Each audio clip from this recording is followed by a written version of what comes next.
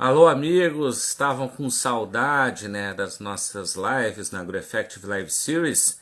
Voltamos agora para uma segunda temporada, onde hoje falaremos com Fernando Pullman, diretor de inovação da Quentus e Circo, para falar sobre especialmente o uso aí do YouTube como um canal aí de divulgação das redes, das marcas, das empresas, das entidades. A gente vai explicar um pouquinho aqui, enquanto o Fernando não chega, um pouquinho da nossa dinâmica agora dessa segunda temporada de lives. Nós tivemos uma primeira temporada onde tivemos lives de segunda a sexta, onde segunda e quarta você acompanhava a comunicação, terça e quinta você acompanhava o agronegócio e nas sextas-feiras uma live cultural. Essa segunda temporada, nós vamos agora para 6 semanas direto de lives com, nas segundas-feiras, comunicação, quarta-feira é a vez do agronegócio e na sexta-feira nós vamos variar a questão da gastronomia também juntamente com a questão da cultura. Então a gente vai ter aí também alguns convidados da área gastronômica também que vão falar um pouquinho com a gente aí. O Fernando já está aqui, Quentus e Circo entrou, vamos chamá-lo para a conversa e começar.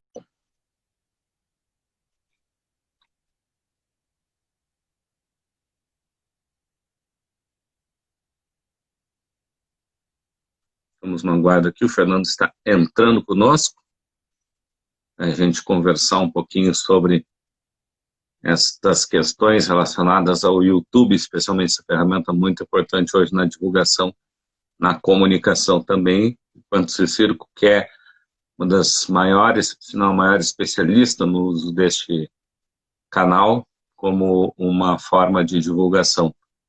Estamos aqui no aguardo ainda do Fernando, estamos aguardando Quentus e Circo. Em seguida vai estar conosco aqui neste bate-papo. Olá, Fernando.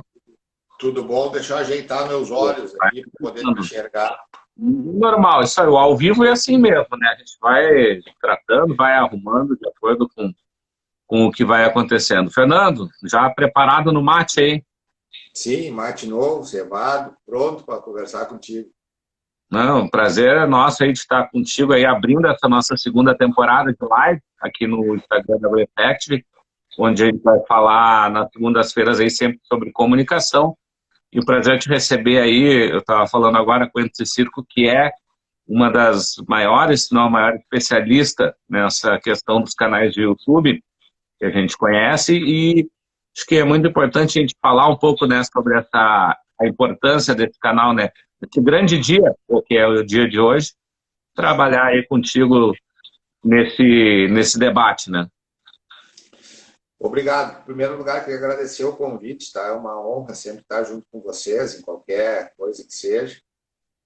Tenho acompanhado as tuas lives, tenho visto aí muita gente boa, tenho me informado muito do agro através de vocês e principalmente das lives. Já vi alguns parceiros aí que já passaram por aqui.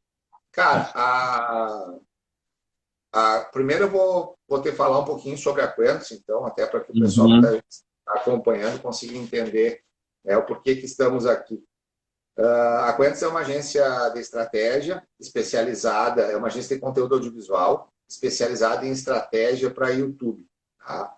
O que a gente faz é pensar e desenvolver conteúdo para que as marcas consigam se aproximar mais do seu público-alvo, utilizando o YouTube como o seu principal braço. Tá? A gente é parceiro do YouTube desde 2011. A Quentus é o primeiro parceiro do YouTube na América Latina, no sistema de multicanais. E então, desde 2011, a gente vem estudando a plataforma e tentando projetar de que maneira o nosso cliente, seja ele pessoa física ou jurídica, tem que se comportar dentro do canal para que efetivamente ele possa colher frutos com isso.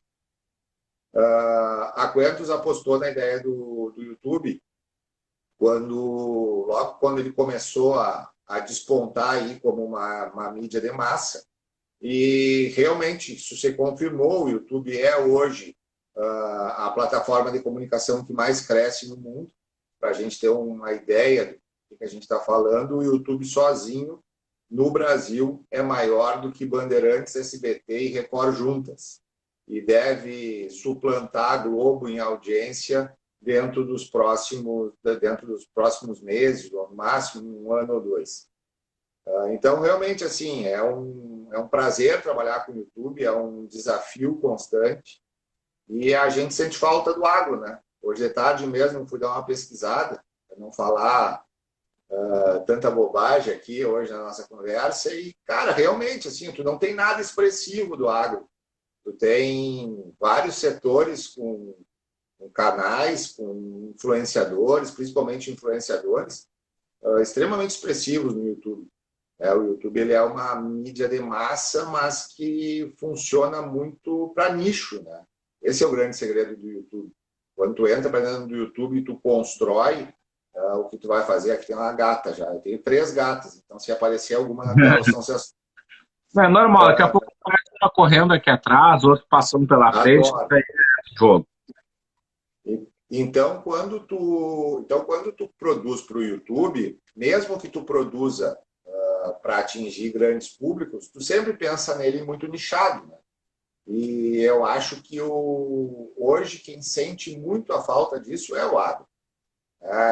O agro poderia explorar muito mais o YouTube, podia construir, através do YouTube, alicerces até para relações com o seu público-alvo bem impactantes, bem importantes, né? Porque são relações que elas se tornam perenes, muito mais do que se tu utilizar outras plataformas digitais como Instagram ou Facebook.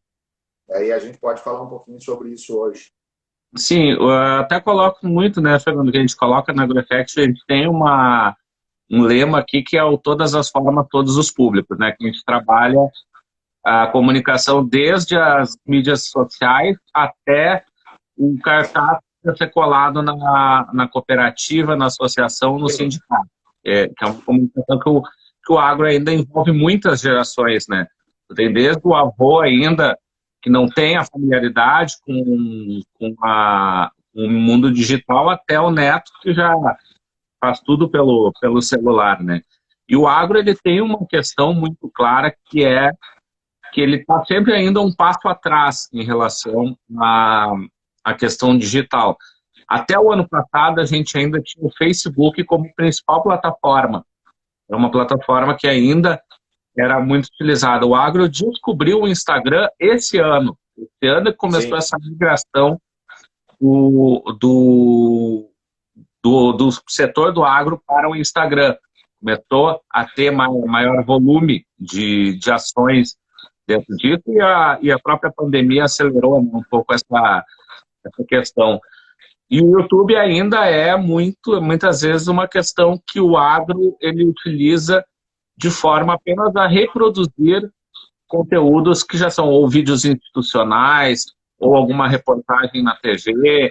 Ele ainda não tem uma utilização. A gente tem alguns poucos exemplos de gente que está tentando aos poucos, mas ainda é muito tímido, né? Sim.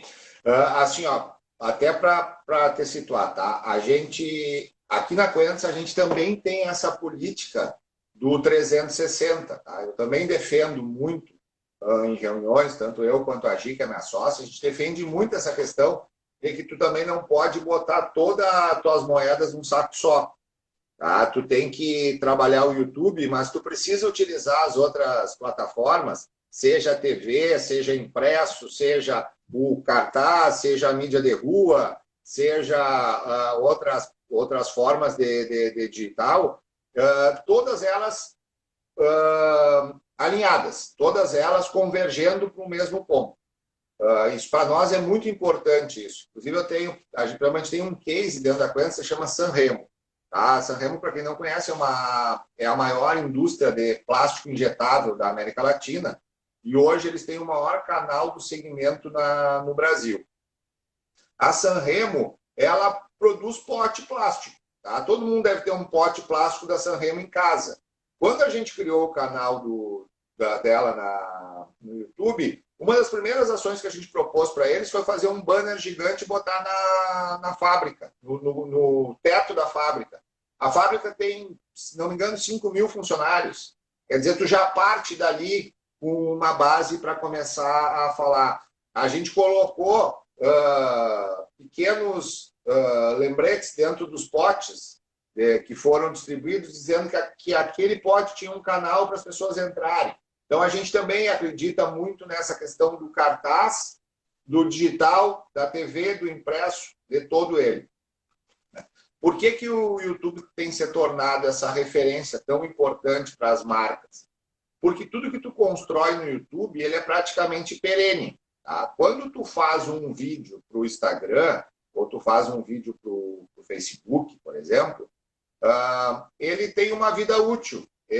Tu produz aquele vídeo e aquele vídeo vai ficar ali na timeline do Facebook durante três dias, na melhor das hipóteses, né? De 1 dia a 3 dias. No Instagram, a mesma coisa, mas depois as pessoas não têm como buscar aquele vídeo. As pessoas não têm como encontrar aquele vídeo. Por exemplo, o Nestor viu um vídeo seu sobre plantio direto, tá? E achou muito interessante aquele vídeo, mas ele viu rapidamente na timeline do Facebook dele. Em seguida, ele passou 1 dia, 2 dias, ele quer achar aquele vídeo. Se ele não lembrar no perfil de quem ele viu aquele vídeo, é praticamente impossível que ele volte a encontrar aquele vídeo. Enquanto, se tu está dentro do YouTube, se tu produziu esse conteúdo e colocou dentro do YouTube, tu tem um sistema de busca, uma caixa de busca, que é a mesma do Google, tu vai lá e digita, mesmo tu não sabendo quem é a pessoa, tu acaba chegando no vídeo. É uma forma de tu chegar. Então, por exemplo, a gente tem vídeos que a gente criou para clientes há 3 anos atrás, que hoje ainda fazem 5.000, 6.000 visualizações diárias. São vídeos que a gente criou para eles que hoje tem mais de 1 milhão de visualizações. Né? E vão continuar acontecendo essas visualizações. Então, o YouTube ele é uma mídia que ele é quase eterno e ele é muito barato se tu for colocar o custo-benefício. Porque, por exemplo, assim, diferente de uma propaganda de televisão, uma Bayer, uma Basso faz uma propaganda de televisão. Os caras gastam lá R$500 mil para fazer um filme. Tá? Aí colocam esse conteúdo numa Globo, tá? Ou no Canal Rural, ou no Terra Viva. Enquanto eles estiverem bancando, aquilo lá está no ar. No momento que ele parou de bancar, a mídia sai do ar e ninguém mais enxerga ela. Diferente do YouTube. O YouTube tu gasta, produz lá, tu gasta 80 mil para fazer uma websérie. Tu produz aquela websérie vai estar para sempre no teu canal. Daqui a 2 anos o Nestor disse, eu queria ver uma websérie sobre plantio direto, já que nós estamos usando esse exemplo. Sobre plantio direto, ele entra lá, coloca websérie sobre plantio direto, vai cair lá no canal da empresa que fez, seja ela uma associação, uma marca, né, uma pessoa jurídica de uma marca de insumos. Né? Então, a grande vantagem do YouTube e o motivo por qual a gente tem esse crescimento tão grande de marcas buscando o YouTube é esse. É que tudo que tu produz ali é para sempre. E sempre vai ser buscado, sempre vai ser achado. Então, talvez pessoas que nem te conheçam, que nunca imaginaram, vamos dizer, que existe o Nestor, se o Nestor começa a produzir conteúdo falando sobre agro, sobre temas relevantes, pode ser que daqui a pouco ele chegue no Nordeste, pode ser que ele chegue no centro do país, no Mato Grosso, em Tocantins, ou até na Argentina, no Uruguai, fora do Brasil, né? E pessoas que nunca ouviram falar do Nestor começam a segui-lo. E ele começa a se tornar referência para essa pessoa. As pessoas começam a aprender com o Nestor e a segui-lo dentro disso. E esse é um comportamento que já existe em outros setores fora o agro. E no agro a gente vê a deficiência disso. Salvo algum engano meu, mas eu, por exemplo, eu não conheço nenhum grande influenciador do agro. Eu não conheço ninguém que tenha 100 mil, 200 mil, 300 mil inscritos no seu canal e que hoje fale para 1 milhão, 2 milhões, 3 milhões de pessoas. Enquanto tu vê isso em vários outros segmentos. Né? E a indústria do agro ela é tão rica, ela tem tanto conteúdo, ela tem tanta coisa para entregar. O Brasil deve tanto à indústria do agro, né, que se o agro entrasse de forma forte e convincente dentro do YouTube, eu tenho certeza absoluta que seria um grande acontecimento, não só para o agro, como para o próprio YouTube. Eu acho que seria um casamento perfeito aí. Pois é, falaste agora, por exemplo, disso, né, da questão de seguidores, né? Vou dar um exemplo básico. Eu fiz uma vez uma conta, botei uma meia dúzia de vídeo lá, de umas viagens, de alguns trabalhos jornalísticos feitos por mim, e até esses dias eu estava dando uma olhada, assim, eu olhei, tinha 133 seguidores, sem fazer nenhum esforço. Nada. Sim. De pessoas que acho que viram um vídeo para algum tema, alguma coisa, e começaram a seguir. Eu até me espantei, digo, meu Deus do céu, mas onde é que apareceu essa gente toda, né? Virando celebridade. Daqui a pouco, né? Daqui a pouco já criam uma coisa. Mas falando dos influenciadores do agro, até existem alguns que estão tentando seguir essa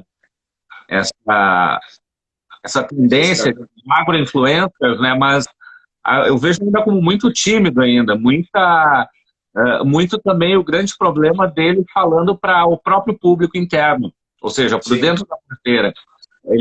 Esses influenciadores, eles fazem uma defesa do agro muito para um público interno, sem poder, de repente, dialogar com a sociedade, e às vezes até de forma ofensiva com a própria sociedade, de querer responder algumas questões que o agro está fazendo, quando na verdade acaba não tendo efeito nenhum, né? Acaba gerando mais uma briga do que propriamente tentar buscar um diálogo com a sociedade, de poder que ela entenda como é que funciona o setor. Né? Não, Nestor, e eu acho que muito disso se dá, muito desse diálogo dentro da própria bolha, como a gente chama na comunicação, se dá justamente porque o cara não vai para o YouTube, porque ele vai ficar no Instagram.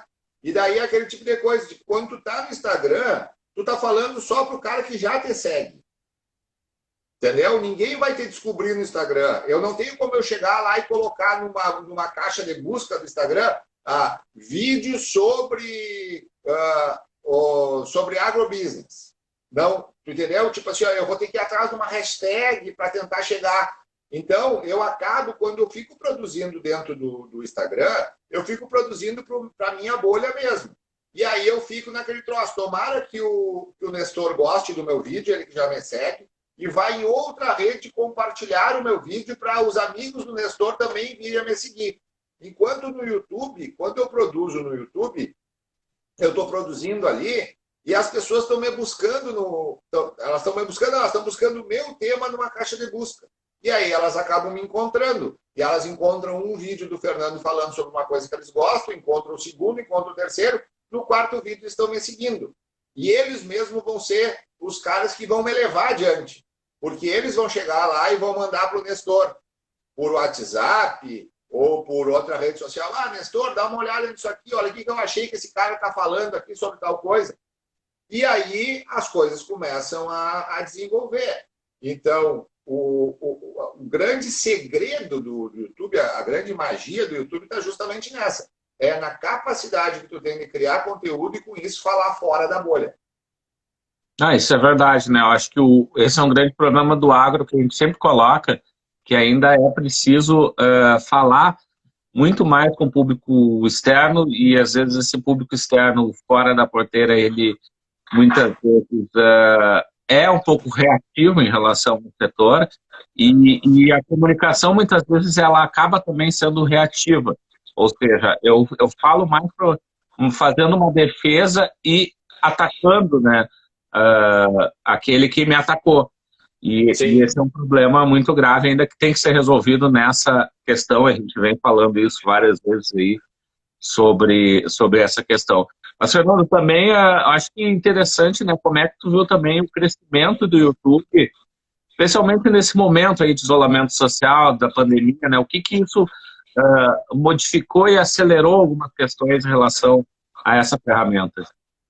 Cara, eu acho que a coisa que mais cresceu, o que mais acelerou, o fator que mais acelerou foi realmente a live, né? As pessoas passaram a sentir necessidade de entender um pouco mais de como funciona uma live, ou uma forma, uma call conference, né? Conference call, porque elas precisavam entender como é que elas iam se comunicar com outras pessoas fora da sua casa, fora do seu escritório. Ontem ainda eu tive um amigo meu que é advogado em Alegrete, ele me mandou uma mensagem: Tchê, eu preciso falar com os meus clientes. A Alegrete vai entrar na bandeira vermelha, vão fechar tudo, eu preciso aprender como é que eu faço, o que eu compro, como é que eu crio. Aí eu disse: cara, vou te ensinar como é que tu faz o Google Meet, compra um microfone, compra isso, compra aquilo. Então, assim, eu acho que não foi só o YouTube, tá? Eu acho que a internet como um todo aprendeu a criar, a se comunicar à distância. Eu acho que uma das coisas que vai ficar dessa pandemia, um dos avanços, a gente vai entender que a gente não precisa estar sempre dentro da mesma sala, trancado, perdendo horas de reunião, quando a gente pode fazer uma conversa à distância. Eu acho que esse é o primeiro ponto. Para o YouTube, em geral, o crescimento do número de visualizações é muito grande. O consumo de conteúdo é muito grande.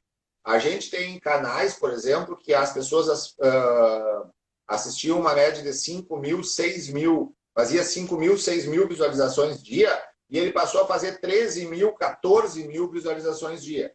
Aí entra dentro de um tema que é muito procurado, que é a organização de casa ou comida, essas coisas assim, e fez com que isso acelerasse o processo.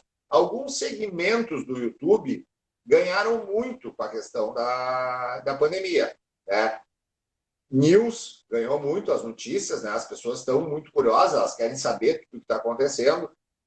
Saúde, né? Sem sombra de dúvidas, as pessoas vão lá pesquisar. E algumas coisas da nossa vida doméstica, tipo como cozinhar. Tem muita gente que não sabe cozinhar, tem muita gente que passou a vida toda comendo em restaurante ou tendo empregada, né? E aí agora tu não pode ter empregado, o empregado não pode vir dentro de casa porque tu não quer que venha, né, que a pessoa se exponha e nem que ela traga alguma coisa para dentro da tua casa. Ao mesmo tempo, tu não pode sair para restaurante, então tu teve que te virar. E, cara, daí tu vai olhar lá, tu vai ver que existe vídeos hoje com milhões de visualizações de como fazer arroz branco, como fritar um ovo. Porque são coisas básicas, mas que as pessoas não fazem. E o dia a dia não te dá tempo de fazer e tu acaba te acomodando. Então, eu acho que um segundo aspecto importante dentro da questão da pandemia é que as pessoas saíram, ao mesmo tempo que elas entenderam que pode ser mais cômodo fazer reuniões à distância, elas também precisaram sair da zona de conforto dentro de outras áreas, como a cozinha. E o YouTube serve aí para ser o grande solucionador de problemas de toda a nossa geração, né? Tem um caso que eu sempre conto, que é muito engraçado, que eu acho muito engraçado, que é da Claudinha Palma. A Claudinha é uma professora, ela nos convidou uma vez para a gente dar aula, ela é professora de MBA da SPM, e a gente dá aula para ela lá, quando ela fala sobre YouTube. E aí ela estava contando que uma vez ela foi para São Paulo, ela saiu daqui de manhã, chegou em São Paulo, ia passar o dia fazendo reunião e voltava à noite. Ela chegou lá, quando ela foi abrir a mala, ela tinha esquecido o cadeado. Daí ela disse: pai, e agora? Daí ela foi lá no YouTube e botou como abrir cadeado de mala. Apareceu não sei quantas coisas. Ela botou como abrir cadeado de mala sem fazer força, porque ela não tinha... Ela era uma mulher, mas mais frágil, não tinha. Apareceu, refinou a busca. Aí ela botou como abrir cadeado de mala sem fazer força e sem estragar o cadeado, porque ela não tinha um cadeado para voltar depois. E apareceram 7 opções, e ela abriu e funcionou. Então, o YouTube tem também esse aspecto, né? Muitas pessoas vão ao YouTube para buscar soluções. E aí, numa época de crise, de pandemia, é óbvio que isso se torna um produto extremamente atrativo para as marcas, e as marcas estão sabendo fazer isso, tá? Tu vê muita marca hoje apresentando solução através do YouTube para chegar no seu público-alvo. O YouTube tem essa característica, né? Tu não vende pelo YouTube. Ninguém vai lá no YouTube, ninguém entra no YouTube para ver propaganda. Tu entra no YouTube para aprender, tu entra no YouTube para te entreter, tu entra no YouTube para dar risada, para te emocionar, para ouvir música. Então, a marca ela tem que entender isso e, através disso, construir um universo aonde o seu produto está inserido lá dentro daquilo ali, mas ele não está sendo vendido comercialmente, né? Não está sendo oferecido comercialmente, e esse é o principal desafio da Quentos. Pois é, isso que é uma coisa interessante, né, da questão do aprendizado, do tutorial, que muitas vezes a gente precisa de alguma coisa e já segue lá, como fazer, né? E o YouTube passa tudo, te dá os passo a passo, né? Mas falando dessa questão das lives, a gente teve uma grande explosão agora, né, com a questão, especialmente começou pelo meio musical, que foi com lives extremamente super produzidas, né, de certa forma. E a gente até conversou com alguns artistas aqui na nossa parte cultural sobre isso, né, como é que eles estavam vendo. Alguns até colocaram que isso vai vir para ficar, né, porque eles vão aproveitar muitas vezes talvez um show deles que não possa ter uma transmissão, que possa daqui a pouco ter essa transmissão. A live, na tua opinião, Fernando, vai vir para ficar agora e vai ser, claro, reformulada e modificada ao longo do tempo? Veio. A live veio para ficar, não tem mais como voltar atrás. A gente começou. Primeiro, a gente perdeu o medo de fazer. As pessoas tinham medo de fazer, as pessoas achavam que ninguém ia assistir, ou que era muito difícil, ou que tu tinha que ter uma estrutura muito grande. As pessoas já se deram conta que não. Não interessa quantas pessoas estão assistindo. Interessa que as pessoas estão assistindo e depois outras pessoas virão assistir. Segundo, as pessoas se deram conta que não é tão difícil de fazer. Que tu, com meia dúzia de equipamentos ali, tu vai ali, constrói e faz uma boa live. Que o mais interessa é o conteúdo que tu vai ter ali dentro. E eu acredito que o mercado de entretenimento, e eu posso falar isso tranquilamente, porque eu venho desse mercado, operei nesse mercado durante quase 30 anos, eu venho da área de eventos, de grandes festivais, grandes shows, e o mercado descobriu isso. O mercado se deu conta que existe um oceano azul para navegar aí, que é transmitir esses shows. Quando tu pega aí, por exemplo, tu vai ter um show do Zé Ramalho no teatro em Porto Alegre, no Teatro da Fiergues, tá? Na Fiergues, em Porto Alegre, tu vai ter lá 1.600 pessoas sentadas assistindo. Tu pode ter mais 10 mil espalhados pelo Brasil.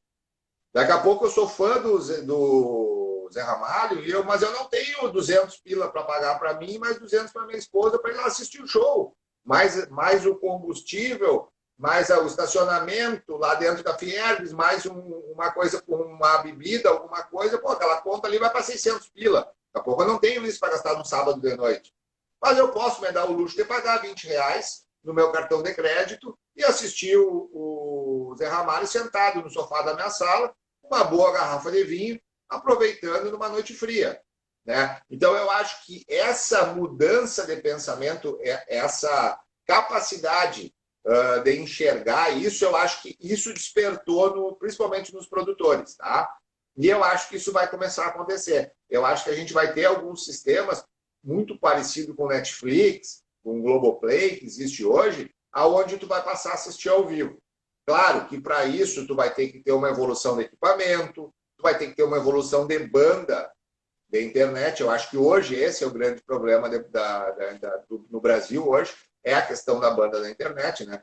Por exemplo, instalei aqui a semana passada uma Vivo de 300 mega de fibra, eu nunca peguei mais que 100 aqui. Entendeu? E eles não vão me entregar mais que 100. Né? Então, esse ainda é o nosso grande calcanhar de Aquiles. Mas eu acho que isso vai evoluir, eu acho que é para isso que a gente vai partir, e eu acho que a gente vai abrir, eu acho que além de abrir a questão financeira, da gente ter uma nova possibilidade de ganho para uma outra parte do entretenimento, a gente vai ter a volta, talvez, de alguns artistas muito afastados da mídia hoje. Hoje, tu tem transmissão ao vivo do cantor sertanejo e do artista de funk. Num segundo escalão, o cara do pagode. Né? Tipo, hoje tu não consegue assistir um show de um Zé Ramalho ao vivo. Ninguém transmite. Né? Tu não consegue assistir, sei, um Ney Lisboa ao vivo. Porque não existe capacidade de transmissão, de espaço dentro da grade da televisão. E isso talvez vá mudar com a internet, porque a internet não tem grade.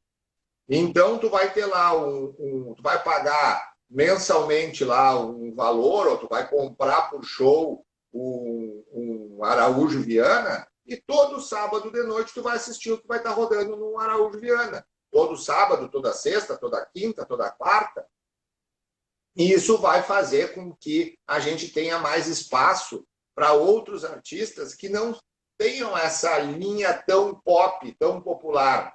Né? Até artistas novos que estão surgindo aí, mas querem. Talvez a gente tenha uma nova onda de rock, né? Talvez a gente tenha uma nova onda de MPB, talvez a gente tenha uma nova onda de músicas românticas que simplesmente foram mortas, né? da mídia tradicional, para dar espaço ao funk, ao sertanejo, que eu nem vou entrar na discussão se é bom ou não, mas que é o real. Né, que é o que está acontecendo e precisa ser respeitado em função disso. Acho que até a nossa própria música gauchesca aqui, né? A gente já tem acompanhado Exato. algumas lives, né? Que tem feito agora na última sexta-feira. Recebi aqui, até vai ser nosso convidado no dia 26 aqui, o Jairo Lambari Fernandes. Fez uma live dos namorados muito bonita, muito bem produzida também. E então, quer dizer, é uma oportunidade que se tem. E justamente eles falam disso, né? Esses novos canais, né? Nós temos uma mídia aqui que, especialmente nessa questão da cultura gaúcha, que ela é muito nichada, muito regionalizada para nós. Nós temos na TV um programa de TV, que é o grande programa, depois tem mais alguns programas menores em outras emissoras, rádio tem muito pouco, a não ser...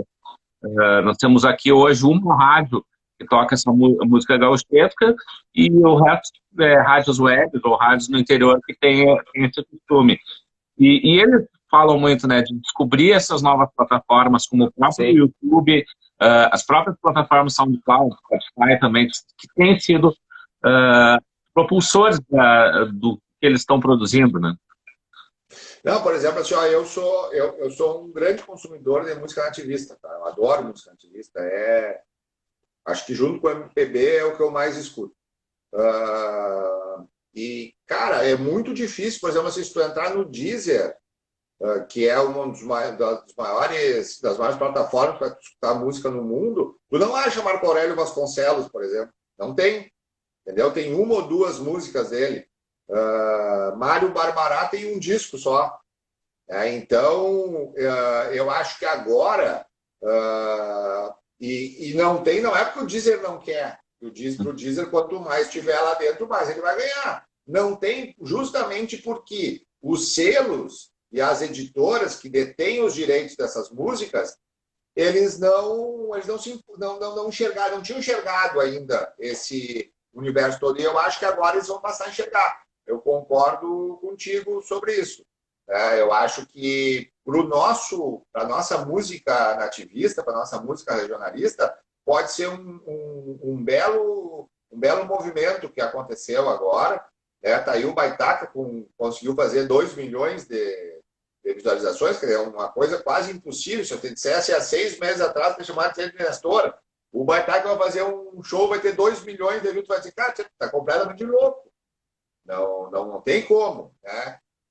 E teve, claro que não foi ao mesmo tempo, não foi, mas é um número extremamente expressivo, né? Então, eu acho que eu acredito muito, né, nesse novo formato de live, tá? Eu acho que veio para ficar e acho que vai ser muito importante, tanto financeiramente para uma boa parte aí, para um novo nicho que está se abrindo, quanto para alguns artistas que estavam meio escanteados pela grande mídia e que vão voltar com muita força em função disso. Com certeza. E uma grande vantagem também que a gente falasse na resposta anterior é a questão do YouTube preservar esse conteúdo lá, né? Justamente por isso. A gente dá um exemplo aqui. Essas lives que a gente está fazendo aqui, se o Instagram não der problema, e que às vezes acontece, né, na hora de salvar, a gente também tem colocado elas no YouTube. E elas continuam essa visualização lá e esse arquivo continua lá. Se uma pessoa um dia quiser ver essa live daqui a 6 meses, um ano, ela vai estar lá também. Como um conteúdo, inclusive, para consulta, para informação, né?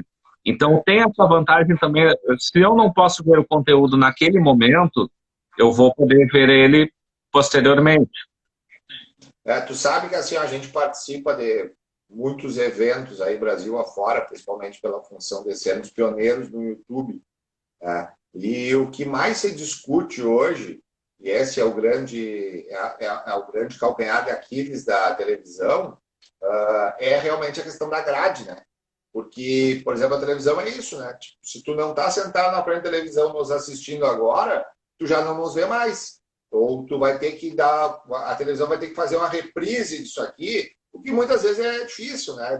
Deve reprisar, sei eu, 5% de todo o conteúdo que ela coloca no ar.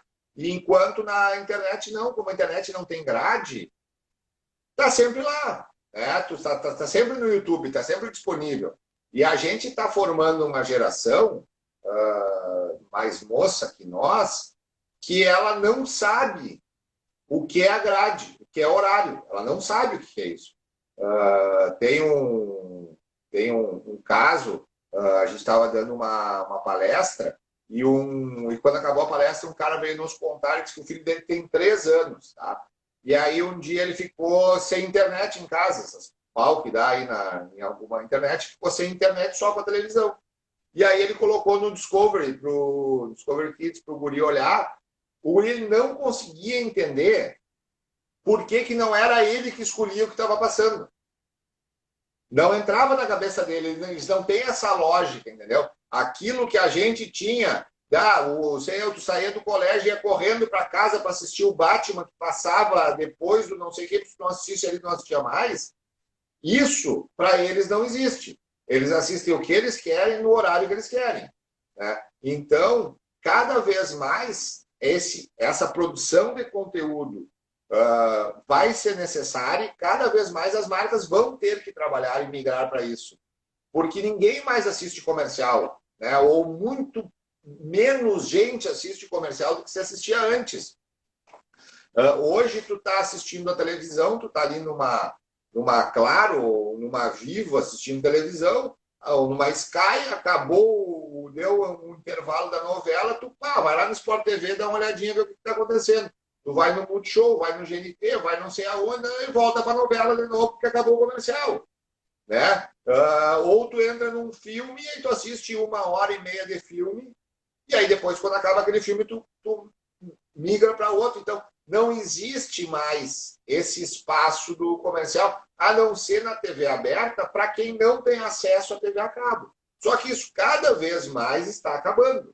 Cada vez mais as pessoas estão assistindo televisão com 2 ou 3 telas. É muito normal tu ver o cara sentado assistindo televisão, com o computador aberto respondendo e-mail, e ao mesmo tempo com o celular ali comentando no Twitter o que está dando no Jornal Nacional ou o que vai dar depois lá no Masterchef da Bandeirantes. É muito comum isso estar acontecendo ao mesmo tempo. Né? O Masterchef da Bandeirantes é um caso assim. O Masterchef virou o grande sucesso que virou no Brasil inteiro em cima do Twitter. As pessoas comentavam tanto no Twitter sobre o Masterchef que outras pessoas que não assistiam aquilo começaram a assistir. Eu, por exemplo, eu gosto de cozinhar, mas eu não gosto de programa de chefe, nunca assisti na minha vida. Acho chato.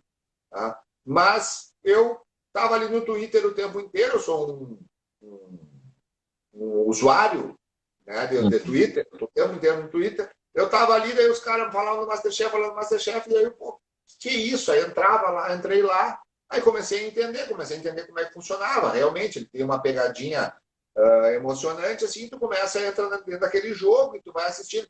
E isso aconteceu no Brasil inteiro. A gente fez um evento há 1 ano e meio atrás, mais ou menos, com o pessoal da Bandeirantes, com a diretora de comunicação da Bandeirantes. Dividimos o palco, inclusive, no mesmo momento no palco, a Bandeirantes e a Quentos, falando sobre produtos produtos interligados, né? E ela falou sobre isso. Ela falou sobre o fenômeno que o MasterChef se transformou em função do Twitter.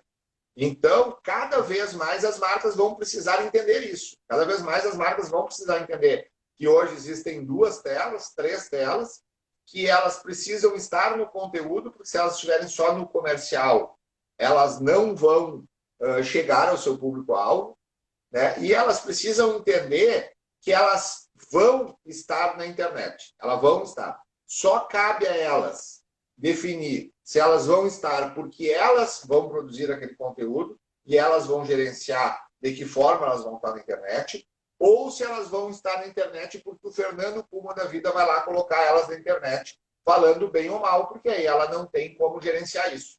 Mas ela vai estar lá. Não tem como fugir. Ó, essa aqui sempre se apresenta. Não tem como fugir disso. Ela vai estar lá. Então, as marcas precisam entender que existe todo esse círculo dos conteúdos, que existem 2, 3 telas e que elas precisam estar presentes de alguma forma no dia a dia do seu público-alvo. Pois é, porque isso é uma coisa interessante, né? A marca ela tem essas 2 opções, ou produzir o seu conteúdo próprio, ou daqui a pouco se utilizar de algum influenciador também para poder passar a mensagem da sua marca, né? E, obviamente, as 2 estratégias podem também conversar uma com a outra, né? Perfeito. A gente usa muito isso, né? A gente tem canais onde a gente produz conteúdo próprio da marca e tem canais de marca aonde a gente pega influenciadores ou pessoas que têm potencial para ser influenciadores e traz elas para fazer o trabalho ali de frente do canal, de rosto do canal, né? E a partir daí desenvolver essa história toda. Perfeito. Fernando, a gente está chegando já ao final aqui da nossa live, mas eu acho que é importante aí deixar nessa mensagem o que se pode fazer, principalmente esse público do agro, né, que é o público que a gente ainda está vislumbrando que precisa daqui a pouco melhorar seu handicap nessa ferramenta. O que é que são as principais premissas aí que a gente pode colocar para quem quer buscar, né, o YouTube como um canal, uma fórmula de divulgação, de promoção aí não só da sua marca, mas também até das suas ideias, né? Assim, ó, a primeira coisa que precisa entender que o YouTube ele não é o maior pendrive do mundo, tá? Isso aí é uma frase que é do Alessandro Sassaroli. O Alessandro Sassaroli foi nosso manager dentro do YouTube, ele é um dos managers do YouTube na América Latina, foi nosso. Hoje ele não cuida da nossa vida, ele é o cara de games do Brasil, da América Latina dessa. Tá? E o Sassa usa isso nas palestras, já teve a oportunidade de dividir o palco com o Sassaroli várias vezes, ele usa muito isso na palestra. O YouTube não é o maior pendrive do mundo. Então, tipo assim, não adianta tu produzir vídeo para TV, produzir vídeo para os teus associados ou para o teu público-alvo, um vídeo institucional e tal, e jogando para dentro do YouTube e achar que aquilo vai acontecer. Não vai acontecer. Esquece. Tá? Não é assim que você faz o YouTube. Segundo, entender que o YouTube ele funciona como um regime. Tá? Tipo, tu não para de comer hoje para usar aquela camisa que tu usava 3 anos atrás, quando tu era 10 quilos mais magro. Tá? Tu para de comer hoje para usar ela daqui a 3 meses, não daqui a 2 semanas. Tá? Então, o YouTube, tu constrói ele dia a dia. Tá? Tu tem que produzir conteúdo, tem que ser conteúdo recorrente, tu tem que ter uma estratégia. Para ter uma ideia, hoje sobem 500 horas de vídeo por minuto no YouTube. Então, se tu não tem uma estratégia muito focada, uma estratégia muito clara de como tu vai produzir, como tu vai divulgar, o teu vídeo vai virar uma gota no oceano. Tá? Então, por isso que muitas vezes certo cliente não, mas o YouTube não é para mim. Eu tentei, tá, mas o que tu fez? Eu botei o comercial que eu fiz para rodar no canal rural. Pô, mas ninguém vai entrar no teu canal do YouTube para ver o teu comercial. Os caras não olham da TV, os caras vão olhar no YouTube, não vão. Então, assim, tu tem que pensar, tu tem que entender qual é o público que tu quer trabalhar. Em cima desse público, tu pensar qual é o conteúdo que esses caras estão assistindo, o que tu vai ofertar e de que forma tu vai inserir a tua marca lá dentro, sem que isso se torne comercial. Tá? E tu tem que pensar que tu tem que dar tempo. Um canal do YouTube com menos de 6 meses, ele não existe. Tá? Nós estamos falando de 6 meses produzindo pelo menos um vídeo a cada 2 semanas. Então, nós temos que falar aí de uma websérie de mais ou menos 12 episódios. Tá? Dois vídeos por mês. Aí tu começa a construir. E fora de produzir o vídeo, tu tem que fazer todo um trabalho de entender treinamento, de responder, de ir atrás, de entender como é que funcionam as tuas outras redes sociais em relação ao YouTube, como é que funcionam as tuas outras mídias em relação ao YouTube, como é que tu vai fazer para trazer aquele público que tu já tem no Facebook, que tu já tem no Instagram, para que ele venha conhecer o teu público. O WhatsApp funciona muito no público do agro, né? Então, tentar entender qual é o produto, o subproduto do teu canal do YouTube que tu vai produzir para o agro, para o WhatsApp, para tu mandar pelo WhatsApp e para aquela pessoa enxergar aquilo ali e vir atrás de ti dentro do canal do YouTube. Dentro do segmento do agro, uma coisa que me chama a atenção, que eu acho que deveria ser bem mais explorada, são as associações, as federações, sabe? Eu acho que elas poderiam produzir mais conteúdo para os seus associados, para os seus federados. Sabe? Eu acredito numa produção de conteúdo aonde ela poderia levar conhecimento, levar entretenimento e, com isso, fazer com que o seu associado participe do dia a dia daquela federação, que a federação ela não sirva só de forma política, só para decisões políticas, mas também para todo o dia a dia, né? Existe um case que se chama Banco Itaú. Tá? O banco, toda vez, ou pelo menos pegar 100 pessoas, no mínimo 98 pessoas, 95 pessoas, tu perguntar para os caras o que os caras acham de banco, os caras vão falar horrores, coisas que talvez a gente não possa pronunciar aqui. Se tu pegar o Banco Itaú em 2014 ou 2015, uma coisa assim, o Itaú foi considerado uma das cinco marcas mais queridas do Brasil. Tá? Muito disso se deu através do canal do YouTube deles. Eles produziram tanto conteúdo bem construído e conteúdos importantes, informativos, que tinham a ver com o dia a dia das pessoas, que as pessoas passaram a enxergar o Itaú como uma marca que lhes ajudava, como uma marca que lhes proporcionava coisas boas. E perdeu aquele negócio do o banco é o cara que me toma dinheiro. Eles conseguiram inverter essa lógica. Né? A Coca-Cola trabalhou isso a vida toda, em outras plataformas que não o YouTube. Quando tu lembra de Coca-Cola, tu não lembra de um refrigerante que pode te fazer mal à saúde, não sei o que, não. Tu lembra da Coca-Cola de um negócio legal, de uma coisa refrescante, de um momento bacana, né? Tu tem a primeira impressão, depois até tu pode parar e raciocinar, tá, pois é, mas tu vê, é um xarope com gás, com não sei o quê. Mas a primeira impressão que vem é essa. E eu acho que isso falta no agro. E talvez se o agro conseguisse entender um pouco essa estratégia, isso tudo que tem, talvez o agro conseguisse desmistificar hoje um problema sério que o agro tem com o pessoal que não é do agro. Tá? Com o pessoal da cidade grande. Né? Nos últimos anos, até por uma questão ideológica, se criou um atrito, e tu pode falar melhor do que ninguém, porque é exatamente a tua praia, entre o cara que é do agro e o cara que não é do agro. Né? Nós não somos do agro, eu, por exemplo, não sou do agro, não tenho ligação nenhuma, a não ser irmãos que trabalham dentro da indústria do agro ou amigos como tu. A gente tem nos foi criada uma impressão de que todo mundo que é do agro atua de uma maneira, né? Não se preocupa com a natureza, explora, só pensa em dinheiro, só não sei o quê. Isso foi criado na nossa cabeça. Né? É óbvio que, como todos os setores, existem pessoas assim e pessoas não assim. Como em todos os setores, se pegar indústrias, pegar o comércio, se tu pegar a área de comunicação, existem pessoas que pensam primeiro no lucro, existem pessoas que não. Né? E o agro teve isso. Então, se acirrou, dois polos que se acirraram. E que eu acho que principalmente federações, associações, sindicatos e tal, eles podiam desconstruir um pouco isso.